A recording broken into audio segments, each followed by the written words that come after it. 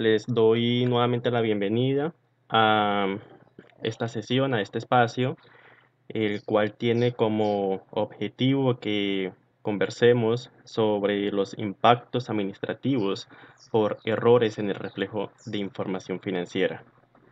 Hemos ya realizado dos sesiones de este segundo ciclo de maratón de webinars que hemos diseñado de mira a identificar errores por la aplicación o la falta de aplicación mejor del principio contable. Em, Ello pues nos ha llevado a durante el mes de septiembre y parte de octubre a que habláramos sobre algunos temas técnicos desde el principio contable, que ese fue el primer ciclo, y este segundo ciclo, el cual termina hoy, estaba orientado a identificar cómo esos errores trascienden a la gestión administrativa, o por lo menos a la evaluación de esa gestión administrativa. Por ello, la importancia de valorar estos espacios que desde la academia les abrimos para aportar en aquello adicional a lo que es un débito o un crédito, en aquella trascendencia de lo que como contadores necesitamos entender para ampliar nuestro valor, nuestro perfil. Y con base en ello, pues, de nuestra parte, con satisfacción sentir que les hemos aportado si notamos que por lo menos el lenguaje en el cual ustedes prestan sus servicios ha cambiado, que ha mejorado el lenguaje con el cual hablamos con un gerente o con un empresario, ya sea para la importancia del principio contable para efectos fiscales o para efectos de la evaluación de la gestión administrativa, que son como los dos pilares en los cuales nos hemos enfocado desde la maratón que tuvimos de errores, de impactos de NIF en la parte tributaria, por desconocimiento de NIF, los efectos fiscales, y luego ya también con esta maratón.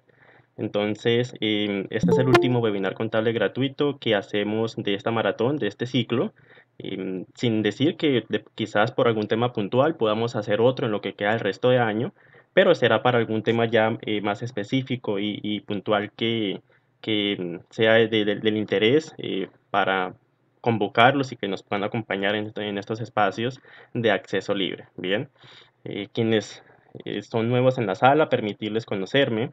Mi nombre, Fabián Barón Sierra, contador público de la Universidad de Externado de Colombia.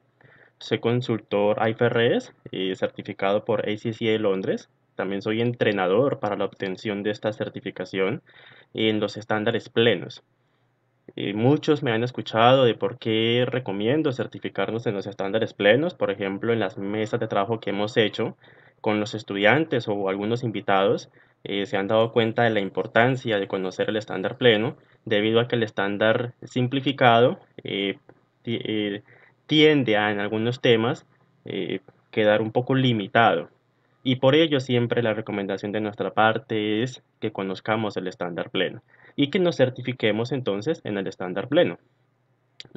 Eso lo hago con apoyo del Instituto Nacional de Contadores Públicos, debido a que soy partner learning de ellos en ese proceso de acercamiento del programa de entrenamiento para que ustedes obtengan esa certificación. Soy socio fundador de BA Consultores, firma de la cual hemos diseñado esta marca de capacitaciones que cada 8 días, en los días sábados, mediante un webinar, buscamos acercarles este conocimiento de alto valor para permitir trascender en ustedes. Y también mediante otros espacios como mesas de trabajo o los cursos que ustedes ya saben que como estudiantes han o tienen el acceso con nosotros. Profesor invitado a diplomados con la Universidad Cooperativa de Colombia y también con experiencia en la implementación del principio contable de clientes como los que tenemos allí en la proyección, como Grupo Citibank, Instituto Nacional para Ciegos, eh, clientes en alianza con otras firmas también de reconocido nombre en el país, como ahora en Colombia, e incluso cuando formé parte de EY Colombia, antes Ernst Young. Soy orgullosamente alumni de EY Colombia porque es una gran escuela y quienes están en firma o han buscado pertenecer a una firma, es la mejor escuela que podemos tener de cara a quienes nos gusta estudiar, a quienes nos gusta aprender y luego con este conocimiento trascender en otras personas. Entonces, bienvenido quienes quieren desarrollar una carrera en una firma o ya lo están haciendo, felicitarlos por ello. Bien. Am, Quiero producto de ello entonces repasar brevemente para quienes recién nos acompañan en este último webinar y no han tenido la oportunidad de acompañarnos en los webinars anteriores. em, Repasar el antecedente que hemos tomado para desarrollar esta maratón de webinars que termina el día de hoy. Y es que el reflejo fiel de los hechos económicos de una entidad permite transferir conocimiento sobre la gestión de la entidad. Es decir, que somos la mano derecha de quienes toman decisiones para evaluar la gestión del administrador. Somos quienes debemos utilizar estas herramientas de forma idónea para permitirles a esas personas evaluar lo que el administrador está haciendo frente a la salvaguarda de activos. Y frente a ese antecedente es que hemos identificado tres temas. Primero, los problemas que se generan por no reflejar claramente los términos de negociación y políticas de crédito con clientes. Ese tema lo revisamos hace 15 días, fue el primer webinar que realizamos. Luego, revisamos los problemas que se generan por no reflejar correctamente los bajos niveles de producción, los desperdicios en mano de obra o en capacidad instalada, con base en un principio que la norma denomina la distribución de los costos indirectos por la capacidad normal de los medios de producción. Eso lo hablamos hace 8 días. Y hoy vamos a hablar de los problemas que se generan por el reflejo incorrecto o la falta de razonabilidad de la información financiera ante la presencia de beneficios a empleados, más allá de lo normal que conocemos como un beneficio empleado, de un salario, o las prestaciones sociales, otro tipo de beneficios. Me refiero con esto a un beneficio en tasa a empleados que se le otorga en préstamos, por ejemplo, y no solamente a empleados, sino a terceros y clientes. Bien, todo esto, como lo hemos visto en webinars, en los dos primeros webinars, temas que técnicamente, si lo queremos ver desde ese sentido, serán un débito o un crédito, pero que es lo que hemos revisado y es que la idea es evaluar la trascendencia de ese débito y crédito. Cómo ese débito y crédito afecta la lectura de la información, la lectura de los hechos económicos de la entidad y cómo trascienden la evaluación de la gestión de la administración. Bien. Entonces, con base en ello, hemos identificado entonces el problema principal, que es la falta de liderazgo. En nosotros como contadores, tengo que generalizarlo en el sentido pues crítico correcto, una crítica constructiva de que no ha sido, no hemos tomado el papel relevante frente a la administración en el sentido de que hemos perdido la capacidad de hablar como gerentes porque tampoco nos lo enseñaron. Entonces, dirigido a ello es que hemos identificado el problema de falta de liderazgo, que tenemos que dejar de orientarnos a un débito o un crédito, que sí es importante conocerlo para empezar a hablar como un gerente frente al empresario o frente al administrador. Un gerente que conoce cómo afecta ese débito y crédito y que por ello está en la posición de hablar con quien toma la decisión para orientarlo, debido a que ha sido usted el que ha analizado esa información para generar conocimiento mediante esa información. Bien, entonces, por ello es que hemos abierto este espacio y que creo que con el espacio, con este último webinar, lograremos el objetivo de permitirles ampliar su panorama de lo que genera la correcta aplicación del principio contable y de lo que genera la incorrecta aplicación de ese mismo principio contable, de que podemos elegir aplicarlo bien o aplicarlo mal, pero que tengamos claro entonces cuáles son las consecuencias de eso. Bien, entonces buscando que tomemos un papel más relevante, debido a que hablábamos sobre este tema, frente a lo que nos corresponde en la trascendencia de la información financiera. Que sí, también es importante que asesoremos al empresario o al administrador en la planeación tributaria. Todo eso está muy bien y no tenemos que dejar de hacerlo, pero estudiamos para ser un tipo de profesional integral, que no solamente la información financiera afecta a los tributos, sino que también afecta la lectura de la gestión administrativa. Entonces no debemos desconocer el entender esta trascendencia para ser entonces integrales en ese sentido y entonces tener un papel relevante. Bien, vamos entonces a revisar cuáles son los problemas que se generan por ese tercer hecho económico que revisaremos hoy, que es, como lo hemos mencionado, el, la aplicación del principio contable por los beneficios, el beneficio en tasa que se le otorga a empleados, terceros y clientes. No sin antes revisar allí el chat. Creo que nos han dicho algo por allí. Vamos a revisar. Ok. José, buenos días. Listo. Bueno, entonces me voy a adelantar un poco por acá porque todo esto ya lo hemos revisado en las anteriores sesiones. Voy a ubicarme en la del día de hoy, que la tenemos por acá. Y debemos iniciar diciendo que el componente de financiación de cartera es lo que genera lo que nos tiene reunidos hoy. Porque ese componente de financiación es el que no, por costumbre, no hemos venido reconociendo y midiendo, en especial en las transacciones eh, trans- con apalancamiento financiero. Y es que en esas transacciones es donde debemos reconocer un componente de financiación. Bien, Em, ese componente de financiación resultará sencillo y práctico cuando tenemos una transacción con interés explícito, ¿no? Es decir, con interés explícito me refiero a que le hemos pactado un interés con el cliente y como está explícito, como está allí escrito en una factura, en un contrato, pues nos queda sencillo entonces reconocer y medir ese componente de financiación.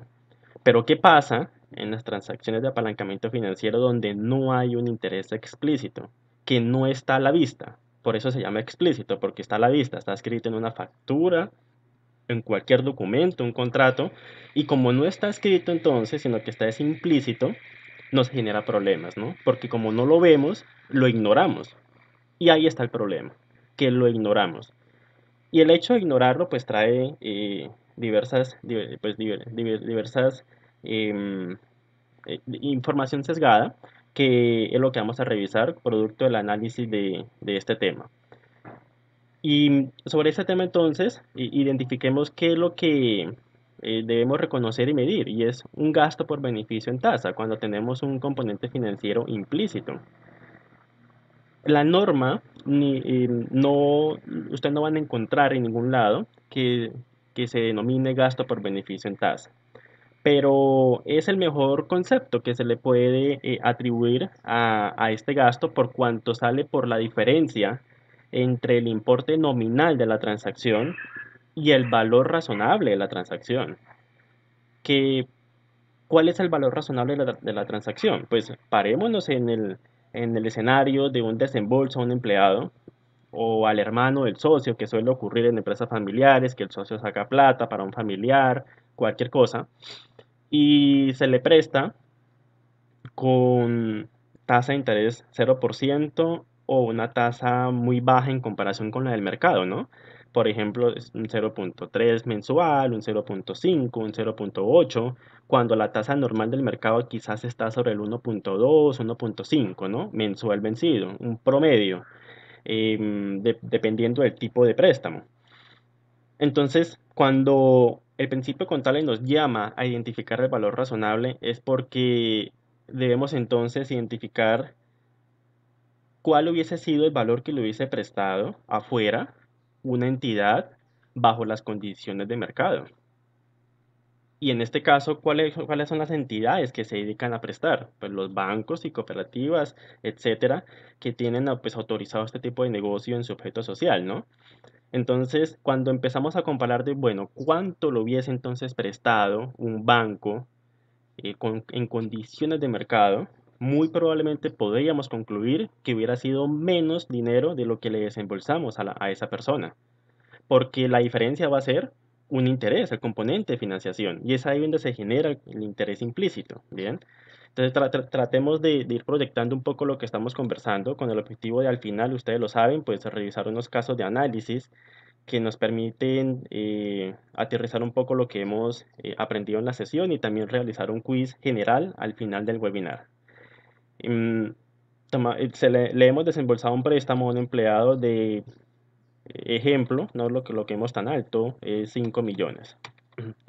Pero el banco afuera o otra entidad en condiciones de mercado, para que teniendo en cuenta que el cliente pagaría unas cuotas que están basadas en ese capital, no le hubiese prestado a ese tercero 5 millones, sino unos 3 millones o unos 3 millones 500 para no ser tan fuertes en ese componente de financiación. Y esta diferencia es lo que conocemos como interés implícito. Bien. Y fíjense que es un tema donde ese desembolso o esa venta, porque también se puede dar lugar en la cartera con clientes, ese importe puede que no esté sujeto a un interés explícito. Usted en ningún lado le ha estipulado que tiene que pagarme intereses al 0.7 o al 0.9. Simplemente se le desembolsó 5 millones y va a pagar 5 millones. Y es allí donde en ese valor de cuota el mercado le dice, claro, si usted me va a pagar 5 millones, yo no le puedo prestar 5 millones, yo le puedo prestar es menos porque tengo que ganarme allí un componente de financiación porque lo estoy apalancando a usted. Eso se llama apalancamiento financiero. Y ese menor valor es el que sería este. Y este valor es el que entonces nos tiene reunidos hoy. ¿Qué consecuencia genera el reconocer o no reconocer este valor? Bien, ¿cómo es que ese simple débito en el gasto puede generar un sesgo en la lectura de la información, en la lectura de la gestión administrativa? ¿Cómo puede colocar en riesgo la salvaguarda de los activos cuando se le ha encargado a ese gerente pues velar por la administración correcta de los recursos de los dueños, ¿no? Entonces, fijémonos que simplemente se trata de un débito en el gasto que tendrá pues su parte técnica normal de lo que siempre hemos hablado. Si usted lo quiere ver desde lo técnico, pues bienvenido, pero la idea es que estos espacios pues nos aporten a algo gerencial, y es que identifiquemos la trascendencia de estos temas. Bien, entonces es allí cuando reconocemos que eso puede pasar en transacciones tanto con clientes, empleados o terceros, ¿bien? Con cualquier tipo de tercero, llámese, como le hemos dicho, empleado o cliente, o llámese hermano del socio, o llámese primo del socio, o llámese socio mismo, cualquier tipo de tercero donde haya, pues, un flujo de caja contractual, ¿no? Y producto de ello, pues, podamos catalogar a esa cartera como un instrumento financiero, ¿bien?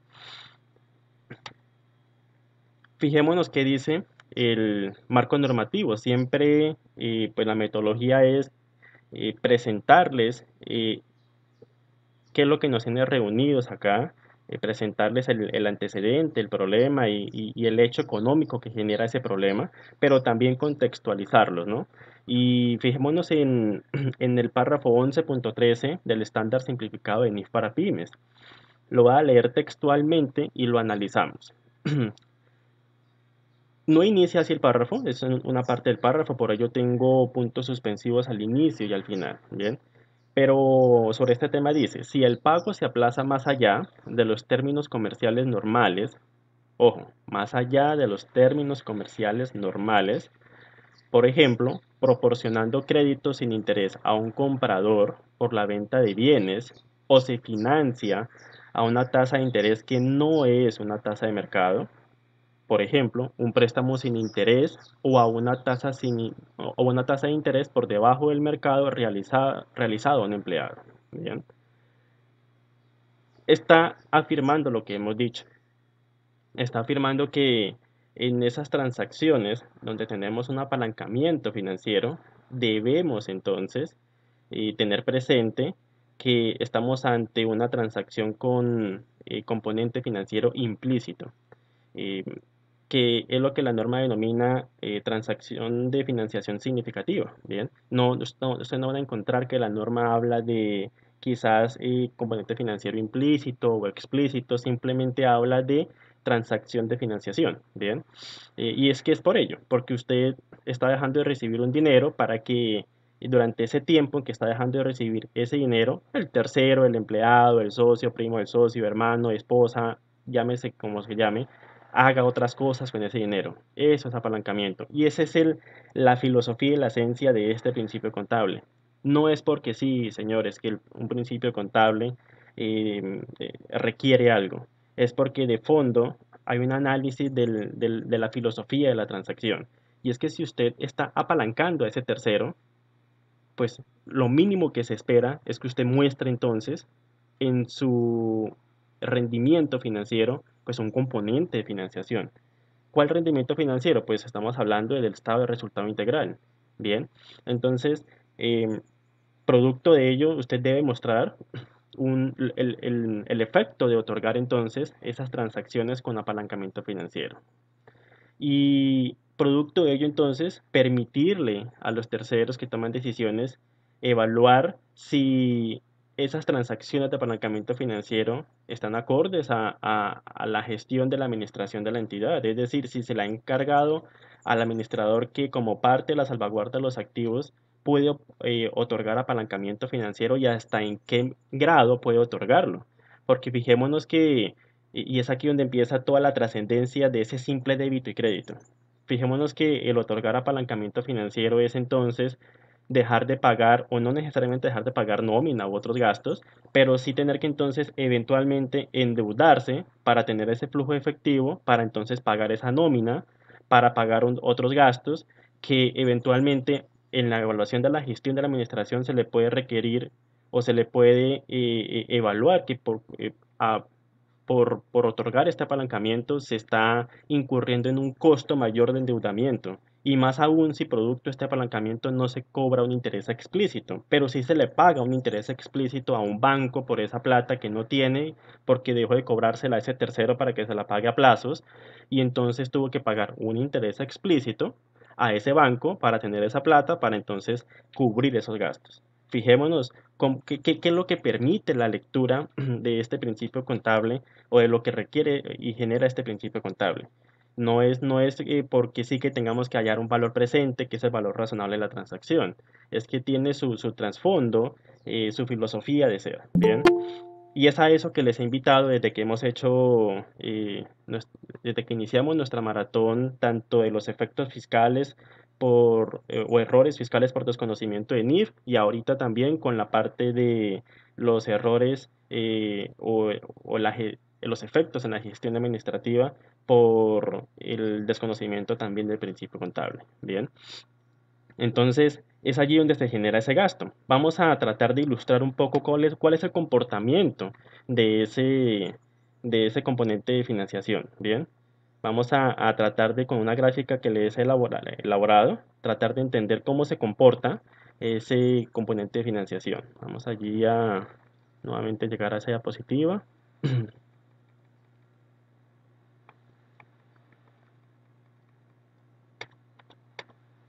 Bien, aquí lo tenemos.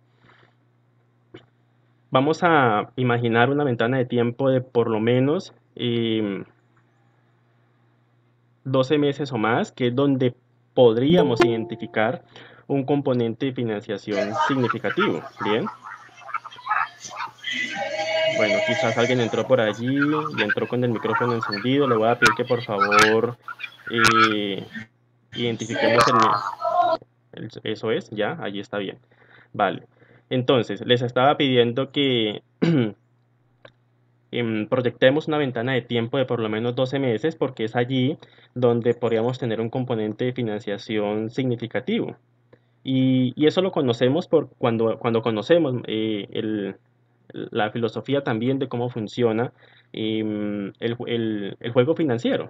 Sabemos que descontar a valor presente un flujo de 6 meses, 8 meses o 10 meses no va a ser o no va a generar una diferencia significativa frente a su valor nominal.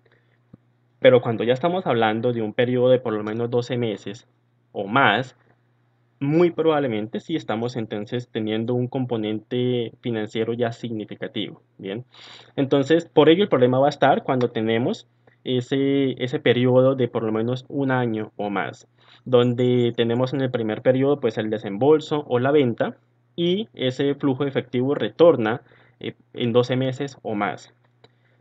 Y es que recuerden lo que dice el principio contable y es cuando el pago se aplaza más allá de los términos comerciales normales. Y es porque esos términos comerciales normales seguramente van a estar aquí entre esos 3 meses o 4 meses, ¿bien? Que es donde se les suele decir a los clientes, págueme a 60 días, eventualmente 90 días, ¿no? Que es lo normal, quizás de acuerdo digamos, al músculo financiero de cada pyme, que puede otorgarle esos plazos a sus clientes o a sus terceros, ¿bien? Entonces, producto de ello, tenemos que, bajo esa proyección de esa ventana de tiempo, en el primer periodo, siempre que tengamos ese componente financiero implícito, donde hemos otorgado un crédito o una venta con pago más allá de un año, y su tasa de interés no sea de mercado, tendremos que entonces reconocer en ese primer periodo, por eso lo tengo por acá, en la primer torre, un gasto por beneficio en tasa, porque nos va a dar que ese valor razonable de la transacción, ese valor presente, pues es menor a su valor nominal. Ya vimos en el Excel de por qué sucede eso. Pero luego, en los periodos posteriores, vamos a tener la, entre comillas, recuperación de ese gasto vía una causación de un ingreso, porque debemos dejar al final o debemos asegurarnos que al final esa cuenta por cobrar, esa cartera, esté por el valor nominal porque es lo que va a pagar el cliente o el tercero o empleado al cual se le ha beneficiado en ese apalancamiento financiero. Entonces, por ello, debemos igualar ese valor presente que está siendo inferior a ese valor nominal en el tiempo. Y que es allí donde aparece entonces pues la filosofía del costo amortizado, ¿no? Que debemos por ello aprender cómo funciona el costo amortizado, que es lo que la norma denomina el método del interés efectivo, donde periodo a periodo voy amortizando una causación de un interés para al final de la vigencia de ese instrumento, tener entonces ese valor nominal en el saldo de la cartera para poder cruzar el pago. Bien, entonces de allí logramos identificar que nuestra preocupación en nuestras entidades, donde somos contadores, va a ser entonces cuando el, el empresario, el gerente, autoriza o tiene dentro de su operación de apalancamiento con sus clientes, permitirles pagar pues las ventas o a los empleados o terceros sus créditos en un término mayor a un año y que no esté un componente financiero explícito como parte de esa operación, ¿bien? Y que a pesar de ello, si hay un componente financiero explícito, si no es una tasa de mercado, igual pues tendremos ese problema, porque de nada nos sirve que la gerencia pues establezca un interés, llámese el 0.5% o 0.8%, si de todas formas no está a la tasa de mercado, que puede ser un promedio de quizás un 1.2, 1.5, dependiendo del tipo de préstamo, ¿bien? O del tipo de operación que se esté realizando.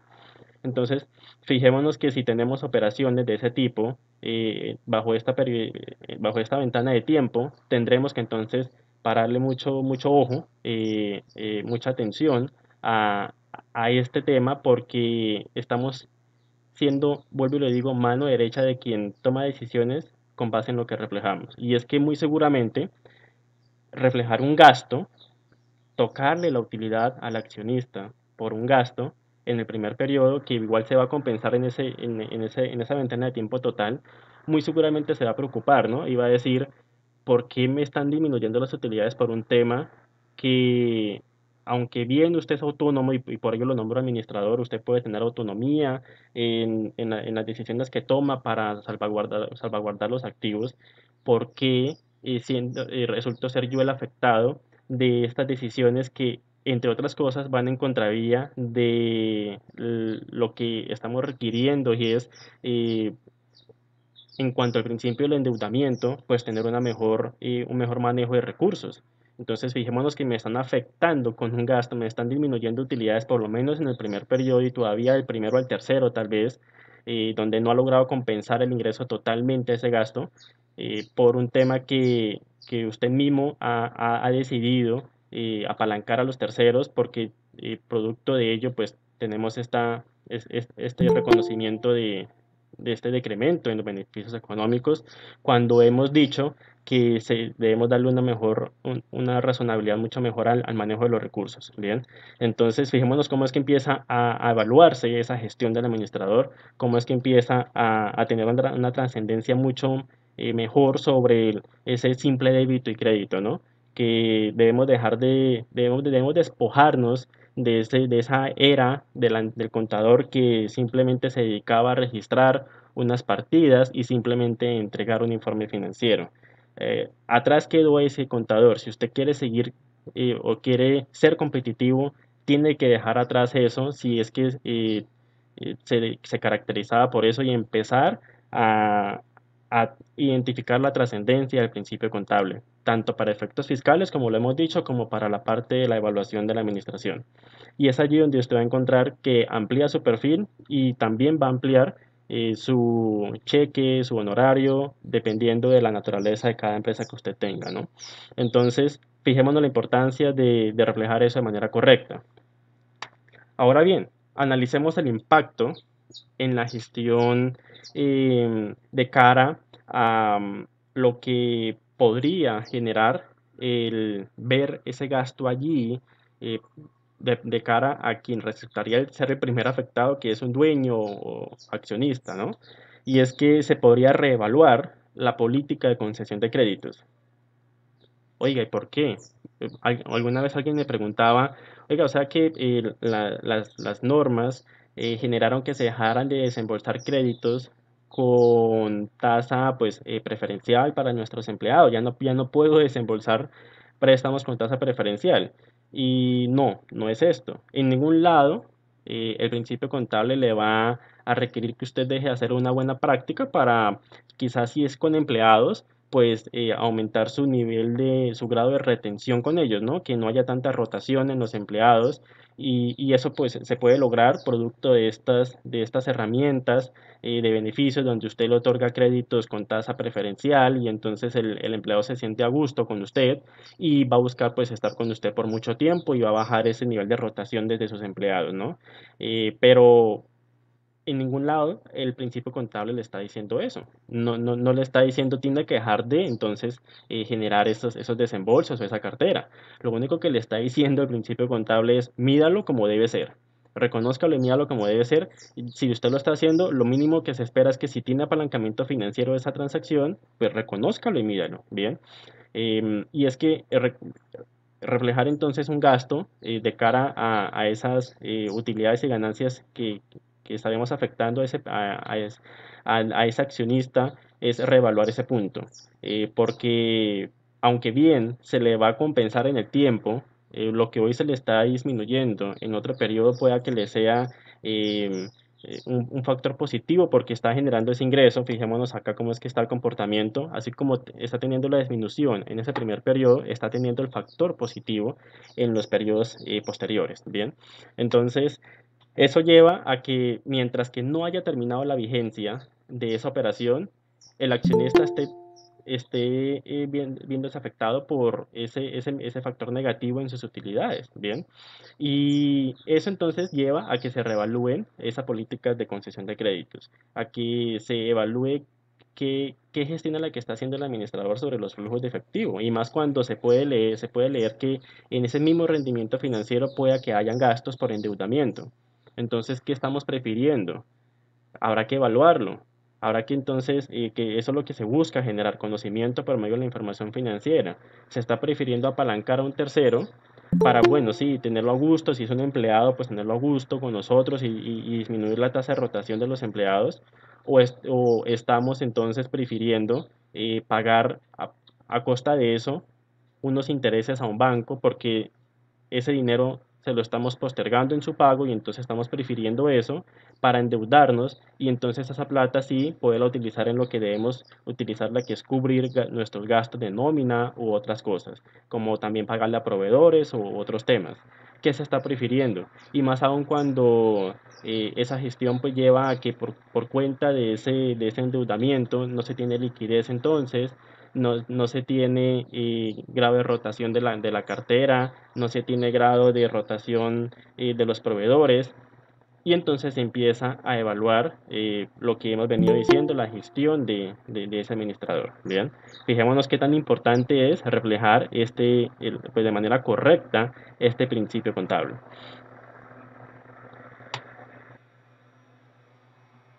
Habiendo dicho esto, debemos entonces identificar cuatro cosas que debemos tener presentes cuando desconocemos el principio contable.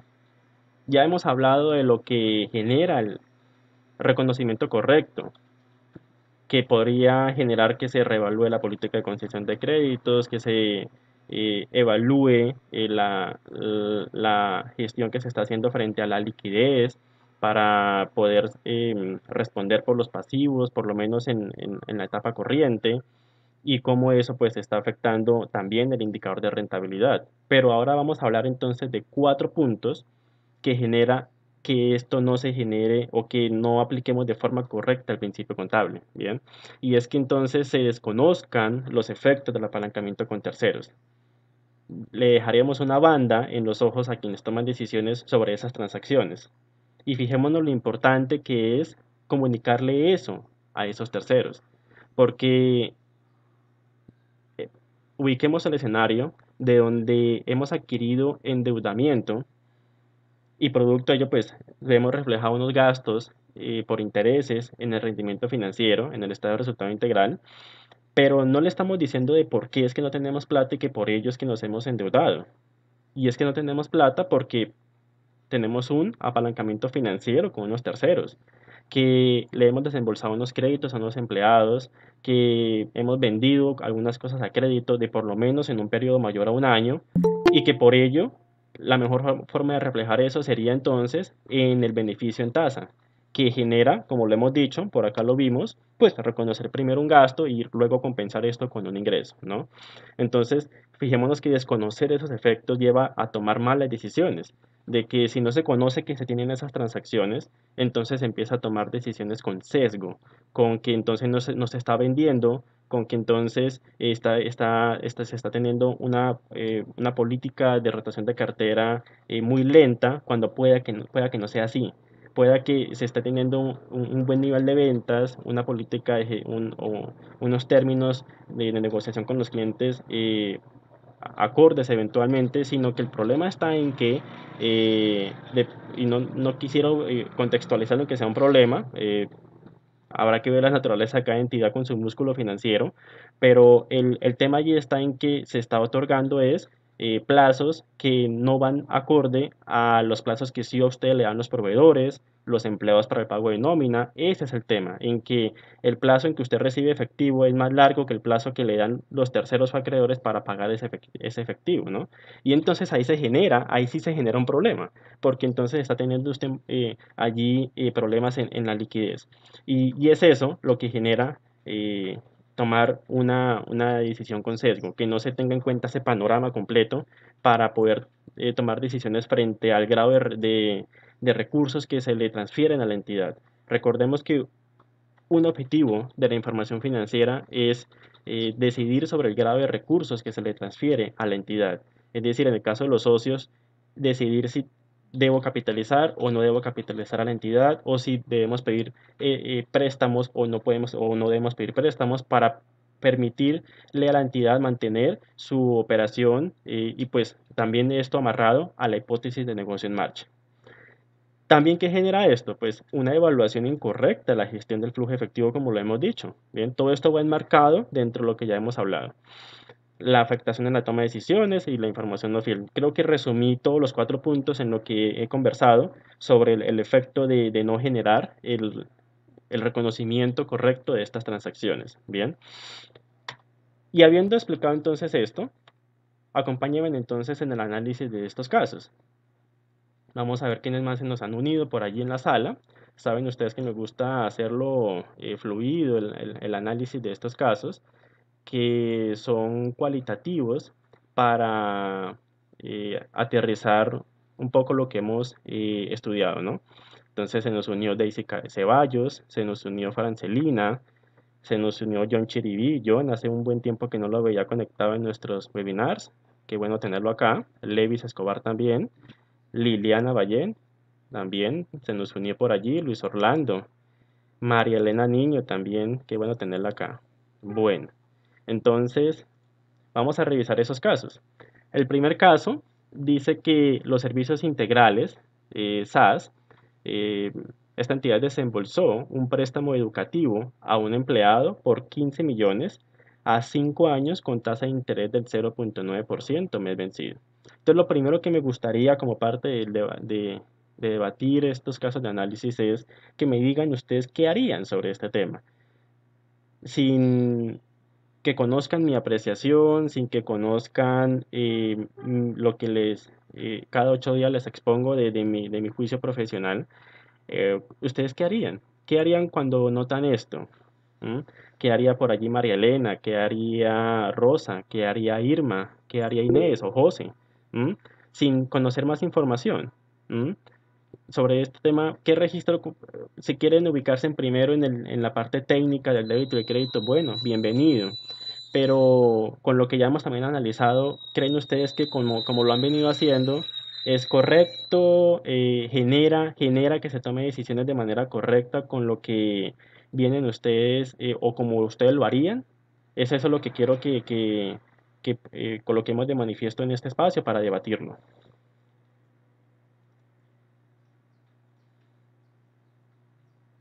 Bueno, Blanca dice que hallar el valor presente de ese dinero. Y Blanca, ¿con qué tasa lo hallaría? ¿O quién le ayuda? ¿Mm? Profe, no, habría que mirar en la tasa de mercado que hay en estos momentos porque no es la que realmente se está pactando con la persona a la que le voy a prestar el dinero. Ok, sí, Blanca ha dicho algo correcto, y es debemos identificar la tasa de mercado, ¿verdad? Porque de inmediato nos damos cuenta que ese 0,9% muy seguramente no es de tasa de mercado.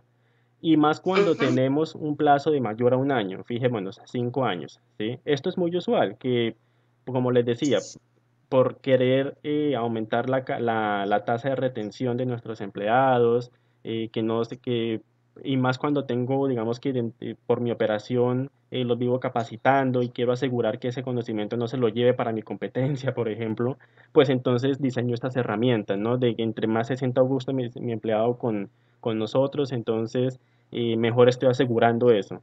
Y entonces le permito tener créditos a una tasa muy baja, pero es allí donde entonces surge el problema. Fijémonos, hay un apalancamiento financiero, ¿bien? Entonces, la ruta que les voy a sugerir para identificar esa tasa de interés de mercado es porque he concluido que es esta, o por lo menos esta plataforma, la que nos permite identificar una tasa promedio de mercado. Bien, ustedes, por ejemplo, en Internet pueden buscar tasa de mercado para, por ejemplo, un crédito educativo, pero van a encontrar es una tasa por banco. Bien, y pues acá concluir de, bueno, ese empleado a dónde hubiera ido al mercado, hubiera ido a una vivienda, o hubiera ido a un Bancolombia, o a dónde hubiera ido, es complicado, ¿no? Entonces, ¿por qué no entonces tener mejor un promedio de tasa de mercado de ese tipo de préstamos, ¿sí? un promedio donde usted promedia lo de la vivienda, lo de Bancolombia, lo de Banco Bogotá, etcétera, ¿no? Entonces, con base en ello, pues usted tiene una base razonable para calcular ese valor presente. Y lo he dejado allí en la presentación, cuando igual se lo voy a dejar allí en el chat para que usted lo guarde en sus favoritos, en los navegadores de ustedes, porque creo que es de gran utilidad. Bien, entonces por allí se los voy a dejar. También pues queda en la presentación para cuando la descarguen de la plataforma, pues allí también pueden ustedes hacer uso de ese link. Bien. Irma, bueno, también habíamos tenido la opinión de Inés. Dice primero revisar la política, luego tasa de mercado. Muy bien, sí. Y de hecho, ese procedimiento me gusta porque el deber ser es primero revisar la política, aunque la política debería tener contemplado esto, ¿no? Debería tener contemplado que ante un componente de financiación, una transacción de apalancamiento financiero, debería de realizarse entonces este procedimiento. Que eso, por ejemplo, lo vamos a hacer en la mesa de trabajo del jueves. Recuerden qué es lo que hacemos en las mesas de trabajo, que es gratis para los estudiantes o con un valor de inversión muy cómodo para los invitados, y es diseñar en vivo una política contable. Lo hicimos con ingresos y lo hicimos con inventarios. El jueves vamos a diseñar en vivo una política contable de cuentas por cobrar, donde eso, por ejemplo, nos vamos a asegurar que quede en esa política contable. Y luego entonces dice Inés, claro, revisa la tasa de mercado, que es en el punto que estamos, ¿no? Entonces digamos que obviamos un poquito el primer punto, no sin decir que no deba ser el deber ser, pero lo íbamos asumiendo que la política lo tiene, ¿no? Y entonces luego Sandra Aristizábal también opinaba que tal vez 5 años son mucho tiempo para un préstamo educativo. Bueno, dependerá, sí, dependerá porque eventualmente cuando por ejemplo es pregrado, usualmente suele ir a 6 meses, máximo un año, ¿no? Pero, por ejemplo, cuando la persona pide que es para una maestría, que es para un posgrado tipo un doctorado también, suele ser quizás de mayor tiempo, ¿sí? Porque es un valor de inversión mucho más alto. No es lo mismo un semestre para un pregrado, no sé, 3 millones, que una maestría que ya podría usted ir de mínimo unos 15 millones en adelante, ¿no? Dependiendo de la universidad y dependiendo del tipo de maestría o de posgrado. Entonces, son temas que igual usted tiene que evaluar dependiendo de la naturaleza de cada transacción, ¿no? Y pues Irma también opina que sí se debe mirar la tasa del mercado para créditos y hacer los cálculos con dicha tasa. Eso es. Entonces, allí les dejé el link. Vamos a ingresar si me quieren seguir de cómo lo haríamos o qué es lo que sugiero hacer sobre ese punto para identificar esa tasa de mercado. Bien. Ese link los lleva a la plataforma de la superfinanciera, donde vamos a ubicarnos en el menú, en informes y cifras. Y en cifras se nos despliega otro menú que vamos a elegir allí, sobre el cual vamos a elegir establecimiento de crédito. Bien, porque este tipo de establecimiento el que tiene digamos, en su objeto social y su aprobación el desembolsar créditos de cualquier tipo, ¿bien? Entonces, por ello es que nos ubicamos en ese tipo de establecimiento de todos los sectores que maneja, digamos que vigila la superfinanciera. Y allí vamos a elegir que nos interesa la información periódica mensual, porque sugiero que por lo menos mensualmente estemos realizando o identificando ese efecto de las transacciones con un apalancamiento financiero. Bien, entonces vamos a elegir mensual y allí nos va a indicar qué tipo de información mensual queremos. Entonces vamos a indicarle que es tasa de interés y desembolsos por modalidad de crédito. Bien, elegimos allí y nos va a llevar a que elijamos qué tipo de informe de tasa de interés y desembolsos por modalidad de crédito queremos. Está dividido de acuerdo que si lo queremos por modalidad o por cartera de vivienda o dividido por modalidad de consumo, comercial y microcrédito. Pero yo les recomiendo elegir tasas y desembolsos por tipo de entidad. Bien, que es allí donde podemos ver el promedio de las tasas por tipo de préstamo, pero también por su tipo de entidad de esos establecimientos de crédito. Ya vamos a verlo, ¿bien? Vamos a descargarlo, si me están siguiendo, pues le damos clic allí y vamos a revisarlo. ¿Qué tasa sería la que podríamos tomar de allí para eso? ¿Bien? Entonces nos lleva a descargar el archivo lo descargan donde ustedes pues quieran tenerlo alojado. Allí lo voy a guardar.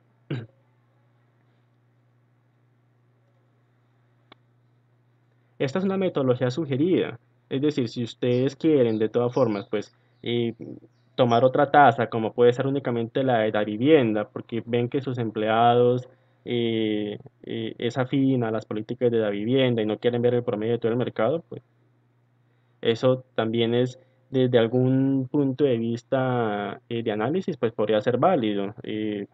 No, con esto lo que les quiero decir es, no tiene que ustedes pues necesariamente sujetarse a lo que les estoy exponiendo, pero sí es una metodología que se sugiere por cuanto está siendo imparcial, ¿no? No está con sesgo, no está considerando de que es que no, todos mis empleados irían a una vivienda, pues eventualmente ahí hay sesgo, ¿no? No está siendo usted imparcial. Eh, ¿Cómo hace usted para saber si todos sus empleados irían a una vivienda o a un Bancolombia? O que ese cliente iría a una vivienda. Es decir, esto porque es un desembolso para un crédito educativo. Pero si se tratara de una venta que al cliente le hubiera tocado pagar de contado, pero que para pagarme de contado le hubiera tocado pedir un crédito, a qué banco hubiera ido? ¿Usted cómo sabe a qué banco hubiera ido ese cliente? Si a una vivienda, o a un Bancolombia, o a un Banco Bogotá, o a un Banco Popular, o a una Vivillas, ¿cómo hace usted para saber eso? ¿Sí? Entonces, por ello sugiero esta metodología porque es libre de sesgo. Y allí entonces nos ubicamos sobre la hoja de sistema. Fijémonos que hay una hoja por tipo de entidad de esos establecimientos de crédito. La primera hoja los bancos, la segunda las compañías de financiamiento, luego están también las cooperativas. Y, y allí tenemos por último el sistema que es como el promedio de todas las entidades por tipo de crédito. Bien.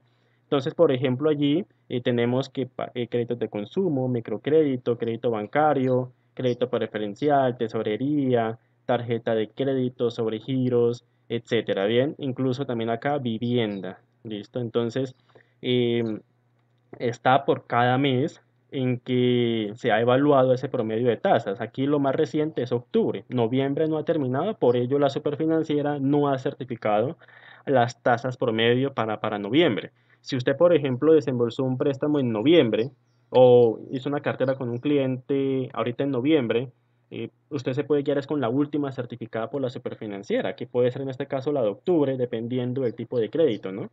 Entonces, ese tipo de tasa está proyectada en efectiva anual. Entonces, ese 14,25 que ven, por ejemplo, para crédito de consumo está expresada en efectiva anual. Y sería entonces convertirla a tasa mes vencido para usted, pues, producto de su cierre mensual, eh, realizar esa causación del componente financiero implícito para efectos de la proyección del principio contable. Bien, entonces así es como podemos identificar la tasa. El no establecerlo así, sino que de manera tradicional, como lo haríamos, que sería eh, reconocer nuestra cartera por 15 millones contra un desembolso por 15 millones y sin reflejar el gasto, pues ya estudiamos las consecuencias, ¿no? Y debemos reflejar ese gasto, que sería entonces lo que sería entre 15 millones y esos 15 millones descontados a la tasa de mercado, que sería la que identificaríamos de acá, que vamos a hacer en la mesa de trabajo el jueves, talleres de causación de valor, donde vamos a calcular valor presente de estas transacciones para permitirles identificar cuál sería el valor que iría acá, que para este caso era este 3.500.000, ¿no? Que pueden ser unos 13.500.000 o unos 13.700.000, por ejemplo, ¿sí? Entonces, de allí surgiría nuestra parte técnica, que es entonces el registro, que quedaría de la siguiente forma. Usted desembolsó, en este caso es un préstamo, desembolsó de bancos 15 millones, va a llevar contra su cuenta por cobrar a empleados, ¿sí? 13.700.000, y va a llevar como un gasto por beneficio en tasa, acá, 1.300.000. Bien, que este gasto, si es con un crédito a un empleado, yo sugiero llevarlo como parte de los gastos de personal, ¿sí? En una subcuenta. Por eso es que la sesión se llamaba, oiga, errores o impactos en la gestión administrativa por los beneficios a empleados, terceros y clientes, porque si usted lo otorga como parte de una política de retención de empleados, eso se lo convierte en un gasto de beneficio empleado, ¿bien? Entonces, de allí digamos que ese discernimiento, la norma no le está diciendo que sea un gasto por beneficio empleado, es discernimiento que usted tiene con base en la lectura de la transacción, del hecho económico, ¿bien? ¿Qué es lo que vamos a, vuelvo a repetir, a hacer en la mesa de trabajo? Calcular estos valores, ¿bien? Utilizando estas tasas, ¿listo? Y vamos a diseñar en vivo la política contable, como lo mencionaba también Inés en el primer paso a desarrollar para estos casos. Vamos a desarrollar el segundo caso, ¿bien? No sin antes ver por allí el chat, a ver si tenemos alguna otra opinión. Bueno, María Elena dice, bueno, Rosa también dice que no lo conocía, ya le queda el link, Rosa. María Elena dice que si queda grabada, sí, queda grabada en la plataforma, María Elena. Y voy a proyectarles la ruta donde la pueden encontrar esta grabación, junto con las grabaciones de de los anteriores webinars y maratones, ¿bien? Ingresamos por www.academiabea.com.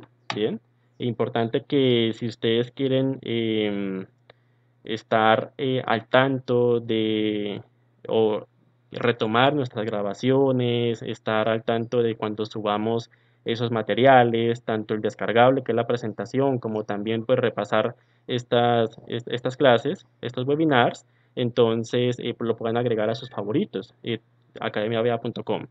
Y aquí pues tenemos el aviso de nuestra mesa de trabajo el jueves y se pueden de una vez registrar para vernos el jueves a las 6 de la tarde y desarrollar los temas que ya hemos dicho. Bien, yo voy a cerrarlo acá y por acá en e-learning, en el menú, tenemos una opción que es aula libre. Bien, le damos clic en aula libre, María Elena, y allí pues están todas las maratones que hemos desarrollado durante 2020, siendo esta pues la más reciente de errores en presentación de información financiera que ha tenido dos ciclos.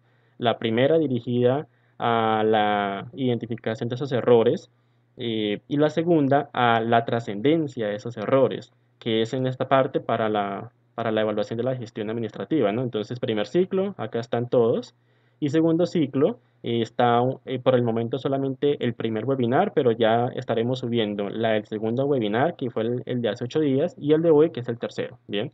Y entonces damos clic sobre cualquiera y nos va a llevar al video y al recurso descargable, ¿bien? Entonces, allí esa es la ruta como puede acceder Marilena, ¿bien? También pues les voy a dejar aquí, les voy a proyectar el link del registro para la mesa de trabajo, www.academiaba.com, bien, /mesas, bien. Allí entonces también se los voy a dejar en el chat para saben ustedes estudiantes que no requieren registro ni pago, pero los invitados que están en la sala y que quieran acceder a la mesa de trabajo de cuentas por cobrar, entonces accedemos a este link, allí nos pide unos datos de email, nombres, apellido, celular, ciudad, la mesa de trabajo que sería cuentas por cobrar y realizar el pago de la inversión, bien, que es 50.000 pesos por cada uno o si se escribe con un colega, 40.000 pesos por cada uno. Bien, entonces allí les dejo el link de una vez para que lo tengan presente. ¿Listo? Y vamos a revisar entonces ese segundo caso de análisis. Dice que el único socio de Estación de Líquidos, SAS, retiró el 5 de noviembre de 2020 un dinero de las cuentas bancarias de la entidad para cubrir el viaje de un familiar, 35.600.000. Ojo, este caso, todos los casos que yo les traigo son reales, porque los he visto en clientes. Este caso lo vi en un cliente que tuve en alguna ocasión de un grupo de estaciones de servicio. Algunas eran con franquicia Terpel, otras eran con franquicia Texaco, pero era un grupo de estaciones donde era el mismo dueño y sacaba plata de todo lado para cubrirle viajes a los familiares, para cubrirle estudio a los hijos, pero eventualmente, dependiendo de cada tipo de préstamo, pues cada uno se hacía responsable de pagarlo. En este caso, ese familiar pues se responsabilizó en pagar ese préstamo, se comprometió en devolverlo el 30 de noviembre de 2021, es decir, un año después, más de un año, ¿no? 13 meses casi. Y el socio no pactó cobro de intereses con el familiar. Esto es muy, muy común, ¿bien? Entonces, también quiero leerlos, escucharlos. ¿Qué harían ustedes sobre este tema? Porque, por ejemplo, en el primer caso de análisis, teníamos una tasa de interés, fijémonos, el 0,9%, ¿sí? Acá no tenemos tasa. ¿Y qué tipo de tasa ustedes tomarían del mercado? Porque a lo mejor me van a decir lo mismo que en el primer caso, ¿no? Que pues revisar la política contable y luego identificar la tasa de mercado, ¿no? Pero, ¿qué tipo de tasa de mercado tomarían? Porque por lo menos en el crédito educativo, pues es un tipo de crédito muy fácil de identificar, ¿no? Pero cuando es para un tercero normal, ¿qué tipo qué tipo de tasa tomarían del mercado? Y de este archivo, ¿cuál sería la que mejor reflejaría ese reflejo razonable de la transacción? ¿Bien? ¿Qué se les ocurre? Los quiero leer o escuchar.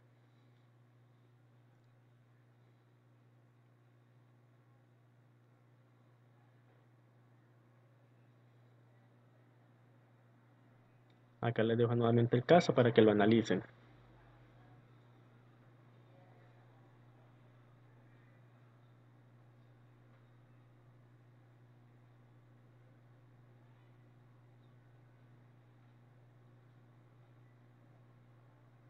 Hoy no he escuchado a José. Es acostumbrado a escuchar a José, pero hoy no lo hemos escuchado. Blanca dice por allí, bueno, John también da su opinión. Tomaría depósitos bancarios con esa fecha de vencimiento. Ok, allí John coloca una variable importante, ¿no? Está colocando la fecha de vencimiento. Pero ojo, la superfinanciera, pues si ustedes quieren seguir esta metodología, que es la que yo recomiendo, la superfinanciera, por ejemplo, no le está diciendo tasas para noviembre de 2021, ¿no? Hasta ahora vamos en octubre de 2020. La superfinanciera no proyecta tasas o no certifica tasas futuras, solamente lo que ya ha pasado con base en un promedio de las tasas que han colocado los bancos, cooperativas, etcétera, ¿no? Entonces, de allí que yo sugiriendo esta tasa, tomaría pero por lo menos la última tasa certificada por la superfinanciera en promedio para el tipo de préstamo que es el que estoy buscando que ustedes pues debatirlo con ustedes, ¿bien? Y bueno, pues John dice para CDTs o CDATs. Bueno, Blanca dice el crédito de consumo que muy seguramente sería la que solicitaría la entidad bancaria. Liliana dice, con el tema de los socios, ¿que nos puede aconsejar? Ah, ok, es una pregunta. Con el tema de los socios, ¿qué nos puede aconsejar? Pues sacan plata, pero no se pacta una fecha de pago y el préstamo del socio sigue por muchos años. Eso es pan diario en todas las pymes. El socio saca y saca plata y sin fecha de pago que se establezca. Y si usted va y le pregunta y dice, no, eso es mi plata, yo veré cuándo la devuelvo. Entonces, así, o sea, yo sé que suena súper eh, eh, práctico, pero es eso lo que uno encuentra en las entidades, ¿sí? Entonces, ¿qué es lo que suelo sugerir, Liliana? Pues, a ver, que eso quede como un anticipo de dividendos. Si ya conocemos por historia que el socio saca plata y nunca la devuelve, pues que eso le sea un anticipo de dividendos. Entonces, al final,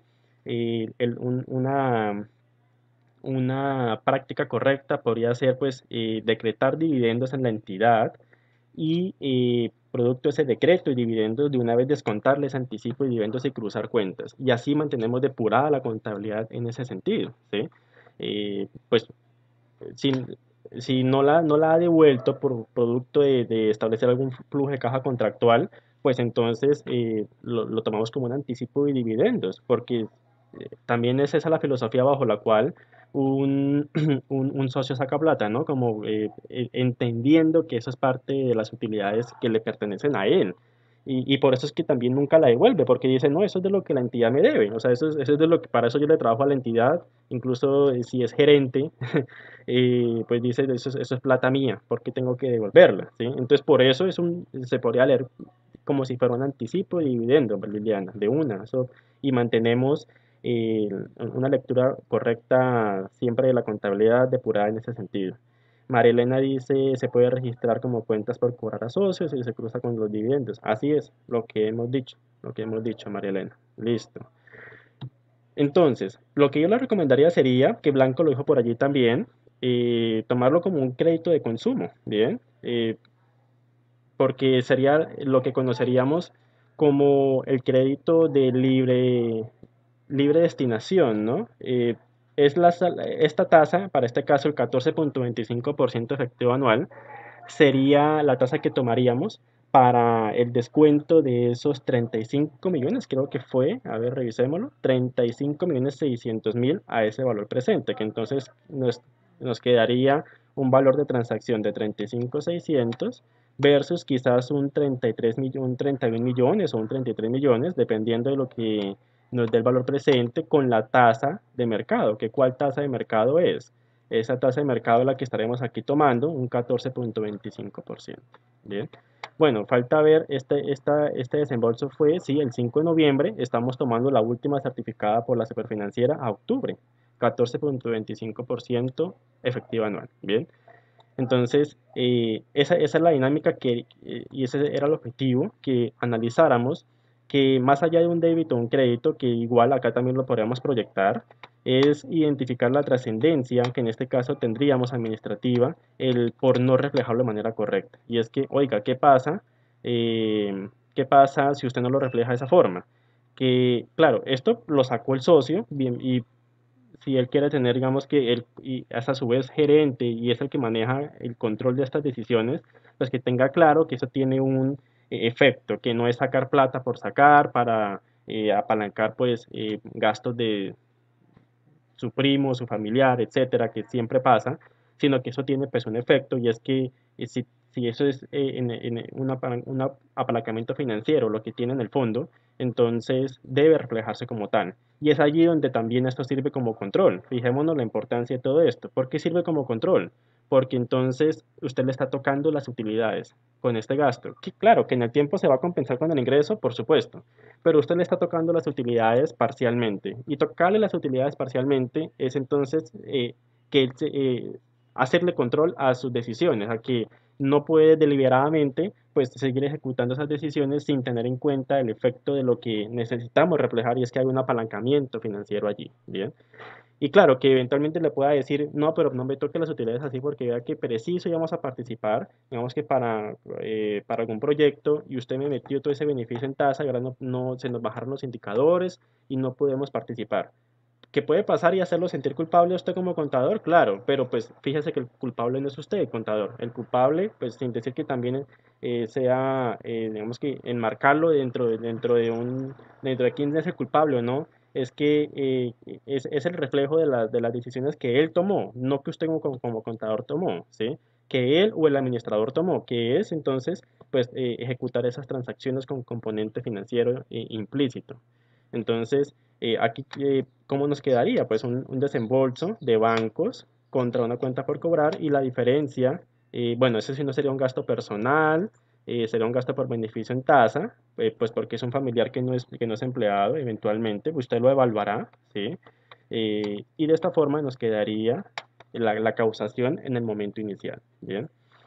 ¿Esto qué efecto fiscal tiene, señores? Pues que la DIAN le ha dicho en el artículo 28 que el interés implícito no es gravable por cuanto desde el momento inicial usted tiene que gravarle a la DIAN el 100% de la transacción por su valor nominal. Entonces, eventualmente, si se trata de una venta, usted va a tener que pagarle impuestos sobre el 100% de la venta, en este caso el valor nominal de la transacción, que pudo haber sido 15 o 35 millones y no sobre 13 o 31. ¿Bien? Es decir, sobre un mayor valor.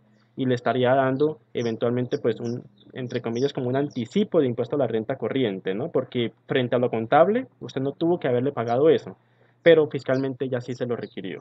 Por ello es que contablemente tendríamos como un anticipo de impuesto de renta corriente. Bien, entonces ese es el análisis que quería que ejecutáramos, señores.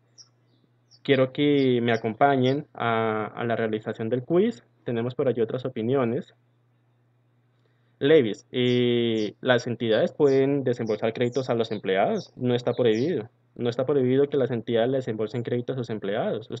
Cualquier entidad puede desembolsarle crédito a sus empleados. Bien, lo que está prohibido es al público ya usted venderse como una entidad de desembolso de créditos. Eso sí solamente lo puede hacer es una entidad vigilada por la superfinanciera, pero todos sabemos que cualquier empleador le puede dar préstamos a sus empleados, eso no está prohibido, ¿bien?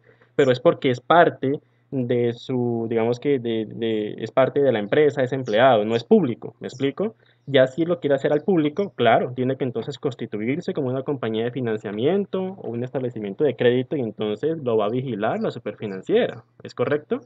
Entonces, de allí, pues, que para darle la razón, claro, pero es porque estamos hablando de personas internas en la compañía, ¿bien? O incluso con el mismo socio, ¿bien? Es natural que esas operaciones, pues, surjan, ¿listo? Entonces, voy a enviarles el link del quiz para que me acompañen en la actividad y terminamos la sesión, ¿bien? Regálenme un segundo y les comparto el link del quiz.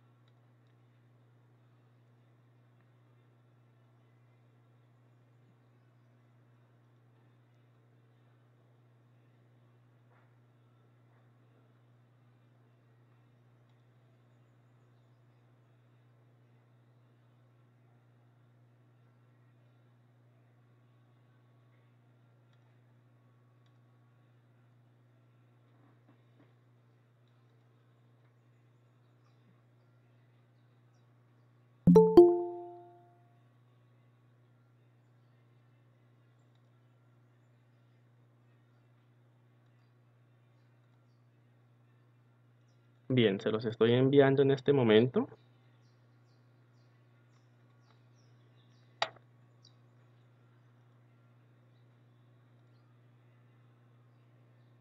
Ah, ok. Ya voy a iniciar cuando ustedes se unan.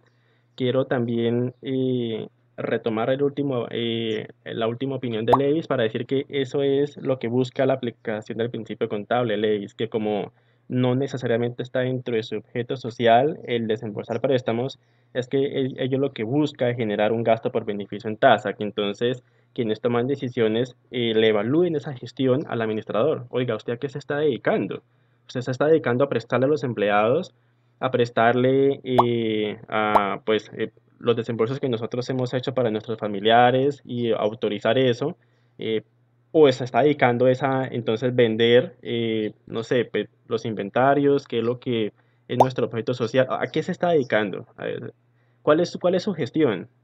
¿Sí? Y de manera que, entre otras cosas, es eso lo que busca la aplicación del principio contable. Fijémonos que es integral la aplicación del principio contable. Genera todo eso, genera que hasta allá llegue, que se evalúe la gestión en ese sentido, que poder entonces evaluar si lo que usted está haciendo va en pro de lo que le hemos encargado para la salvaguarda de los activos. ¿Usted para qué está utilizando mi plata, administrador? ¿La está prestando? Cuando eso no es lo que le hemos encargado es que usted pues desarrolle un objeto social que es este, ¿bien? Entonces, para ello es que sirve toda esa aplicación. Fijémonos que entonces va más allá de un débito y un crédito, ¿sí? Eso es. Bueno, tenemos en el juego a 5 personas, a Liliana, Mariluz, a Blanca, a Marcela y a José. Se nos acaba de unir Luis Orlando, Delia. En la sala tenemos a 21 personas. Estamos esperando a Daisy Ceballos, estamos esperando a Gustavo Adolfo Londoño, estamos esperando a John Chiribí, estamos esperando a Juan Carlos Salazar, a Levis, a Marta Vasco, bueno, Mariluz creo que ya está, a Oscar Mauricio Bueno, a Sandra Sierra también la estamos esperando, ¿sí? Y a Sandra Liliana Sánchez también la estamos esperando, ¿bien? Delia, si un socio pide plata y se la lleva, entonces se tendrían que disminuir las ganancias retenidas, incluso los aportes de capital en un caso de que no hubiera ganancias para distribuir. Se descapitaliza la entidad. Voy a volver a leer la pregunta porque no sé si es una pregunta o una afirmación. Voy a volver a leerla. Bien. Si un socio pide plata y se la lleva, entonces se tendrían que disminuir las ganancias retenidas.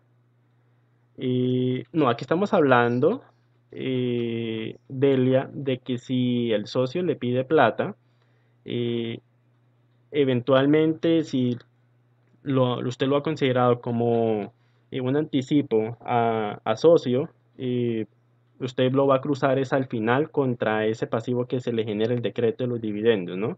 Cualquier beneficio en tasa, pues usted tendrá que evaluarlo si califica esto como un instrumento financiero para ello, porque recordemos que un instrumento financiero se caracteriza por tener unos flujos de caja contractuales, ¿sí?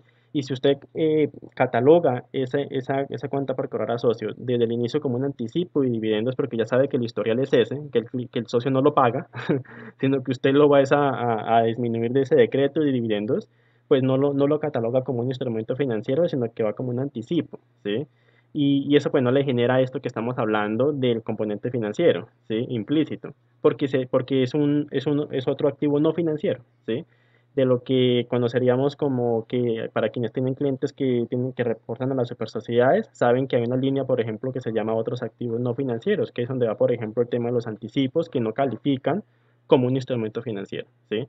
Porque sería un anticipo a socio, por ejemplo, que no hay un flujo de caja contractual establecido. Entonces creo que va por ese lado, no sé si le ubiqué en la respuesta. Rosa quedó como Marcela Lazo. Ah, ok, listo, Rosa. Ya entró John, listo, estamos 9. Vamos a iniciar con ustedes entonces. Levis al fin entró, Levis no nos va a acompañar, Levis en la sesión, allí está en el chat, pero no sé si nos va a acompañar. Bueno, démosle creo que ya entró alguien, entró Juan Peñuela. Ok, iniciemos con ustedes entonces, estamos 10. Vamos a ver.